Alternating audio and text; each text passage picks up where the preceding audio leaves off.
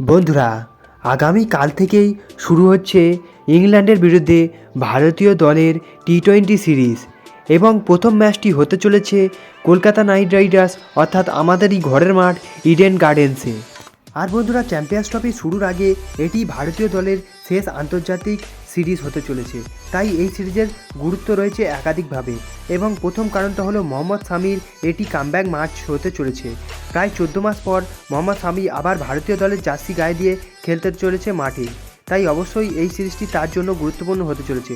তার পাশাপাশি বন্ধুরা, সূর্যকুমার যাদবের নেতৃত্বে এই দল বেশ ভালো পারফরমেন্স করছে, তবে আগামীকালের ম্যাচটিতে গৌতম গম্ভীর ও সূর্যকুমার যাদব বেশ বড়সড় পরিবর্তন করতে চলেছে প্লেয়িং 11-এ। বন্ধুরা, এই ভিডিওতে আমরা ফটাফট দেখে নেব যে আগামীকালের ম্যাচটির জন্য প্লেয়িং 11 কেমন হতে চলেছে এবং ইডেনের পিচ রিপোর্টের পাশাপাশি ম্যাচটির সমস্ত পুঙ্খানুপুঙ্খ ডিটেলস আমরা আলোচনা করে নেব। তাই তোমরা ভিডিওটি অবশ্যই শেষ পর্যন্ত দেখো এবং তোমরা যদি আমার চ্যানেলে নতুন হয়ে থাকো এবং ভবিষ্যতে ক্রিকেট রিলেটেড তথা কেকেআর এবং ইন্ডিয়ান ক্রিকেটের সমস্ত নিউজ সবার আগে বাংলায় পেতে চাও, তাহলে চ্যানেলটিকে অবশ্যই করে দাও সাবস্ক্রাইব। এবং তোমরা যদি টিম ইন্ডিয়ার একজন ডায়ার্ড ফ্যান হয়ে থাকো, তাহলে ভিডিওটিকে অবশ্যই করে দাও একটা লাইক। চলো ভিডিওতে আগে যাওয়া যাক। বন্ধুরা, ভারতের সাথে ইংল্যান্ডের টি-20 ক্রিকেটে হেড টু হেডের কথা বলতে গেলে এখনও পর্যন্ত 24টি ম্যাচ খেলেছে ভারত এবং ইংল্যান্ড টি-20তে, যার মধ্যে ভারত 14টি এবং ইংল্যান্ড 10টি জিতেছে। আর বন্ধুরা, কাল থেকে শুরু হতে চলেছে 5 ম্যাচের টি-20 সিরিজ ইংল্যান্ডের বিরুদ্ধে। আর সূর্যকুমার যাদবের ভারতীয় স্কোয়াডে এক ঝাঁক তরুণ প্লেয়াররা রয়েছে এবং যে সমস্ত প্লেয়াররা বিগত বেশ কিছুদিন ধরে ভালো পারফরমেন্স করছে এবং আগামী বছর রয়েছে টি-20 বিশ্বকাপ, তাই তারা নিজেদের জায়গা পাকা করার জন্য বেশ মরিয়া রয়েছে। তাদের মধ্যে যেমন রিঙ্কু সিং এবং সঞ্জু স্যামসনরা এগিয়ে রয়েছে। অন্যদিকে ইডেনের পিচের কথা বলতে গেলে ইডেনের পিচ আগামীকাল ব্যাটিং ফ্রেন্ডলি হতে চলেছে এবং যারা প্রথমে বোলিং করবে তাদের জন্য সুবিধা হবে, কারণ রাতে অবশ্যই শিশির পড়তে চলেছে, যার ফলে বোলারদের বল গ্রিপ করার জন্য একটু অসুবিধা হবে।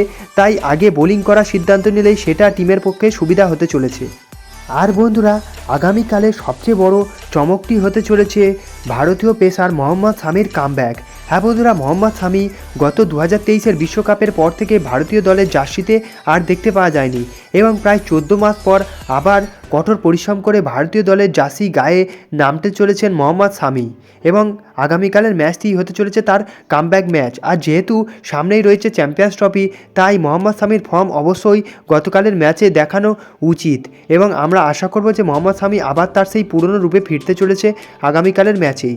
বন্ধুরা, এবার ফটাফটভাবে দেখে নেওয়া যাক আগামীকালের ম্যাচটির জন্য ভারতীয় দলের স্কোয়াড কেমন হতে চলেছে। ওপেনিংয়ে রয়েছে সঞ্জু স্যামসন এবং অভিষেক শর্মার জুটি এবং উইকেট কিপিংও করতে চলেছে সঞ্জু স্যামসন। তবে অভিষেক শর্মার ওপর একটু চাপ থাকবে, কারণ বেশ কিছু ম্যাচগুলিতে সে সেইভাবে পারফরমেন্স করছে না।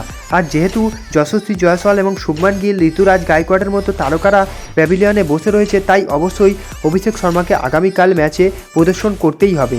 এবার 3 নম্বরে খেলতে লাগবে তিলক বর্মা এবং 4 নম্বরে লাগবে সূর্যকুমার যাদব। 5-এ থাকছে হার্দিক পান্ডিয়া, 6 নম্বরে রিঙ্কু সিং। হ্যাঁ বন্ধুরা, রিঙ্কু সিং আগামীকাল ঘরের মাঠ অর্থাৎ ইডেন গার্ডেন্সে খেলতে চলেছে, তো অর্থাৎ তাকে অবশ্যই পারফরমেন্স করা উচিত এবং রিঙ্কু সিংয়ের এই সিরিজটি অবশ্যই ভালোভাবে পারফরমেন্স করতে হবে, না হলে সে ভারতীয় দল থেকে বাদ যেতেও পারে। কারণ যেভাবে রিঙ্কু সিং ভারতীয় দলের জন্য প্রদর্শন করে আসছিল বেশ গত ম্যাচগুলিতে, সেইভাবে তার ছন্দে দেখতে পাচ্ছি না আমরা। তাই বন্ধুরা, আগামীকালের ম্যাচটি রিঙ্কু সিংয়ের জন্য বেশ ক্রুশিয়াল হতে চলেছে। বন্ধুরা, এবার 7 নম্বরে নামতে চলেছে নীতিশ কুমার রেড্ডি, 8 নম্বরে অক্ষর প্যাটেল, 9 নম্বরে আর্শদীপ সিং, 10 নম্বরে মোহাম্মদ শামি এবং 11 নম্বরে কেকেআর স্পিনার বরুণ চক্রবর্তীকে আমরা আগামীকালের ম্যাচটিতে দেখতে চলেছি। বন্ধুরা, এটাই হতে চলেছে আগামীকাল ইংল্যান্ডের বিরুদ্ধে ভারতীয় দলের বিধ্বংসী একাদশ। বন্ধুরা, তোমাদের কি মনে হয় অন্য কোনো প্লেয়ার কি এই একাদশে জায়গা পাওয়ার যোগ্য? বন্ধুরা, তোমাদের মতামত তোমরা কমেন্টে অবশ্যই জানাতে পারো এবং দেখা হচ্ছে অন্য কোনো ভিডিওতে। ততক্ষণের জন্য বাই বাই।